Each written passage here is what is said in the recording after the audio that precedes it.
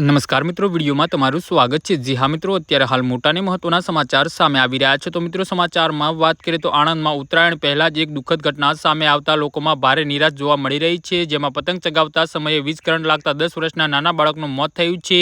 આ ઘટનાને લઈ મૃતકના પરિજનો સહિત પંથકમાં શોકનો માહોલ વ્યાપી ગયો છે। આણંદ જિલ્લાના ભાણપુરા વિસ્તારમાં પતંગ ચગાવતા સમયે વીજ કરંટ લાગતા 10 વર્ષના બાળકનું કરુણ મોત થયું છે।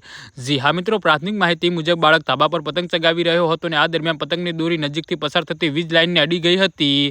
અચાનક ભારે વીજ કરંટ લાગતા બાળક ગંભીર રીતે ઇજાગ્રસ્ત થયો હતો। જોકે પરિવારજનો તાત્કાલિક મદદ માટે દોડી આવ્યા હતા। જોકે કરંટની તીવ્રતાના કારણે બાળકનું સ્થળ પર જ મૃત્યુ થયું હતું।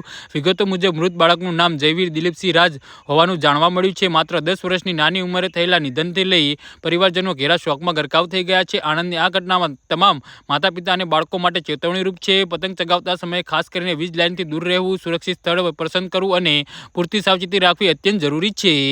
જી હા મિત્રો, તો આના વિશે તમારું શું કહેવું છે તો નીચે અમારી કમેન્ટ બોક્સમાં જરૂરથી જણાવજો અને અમારી યુટ્યુબ ચેનલને સબસ્ક્રાઇબ કરવાની ભૂલતા નહીં। ધન્યવાદ।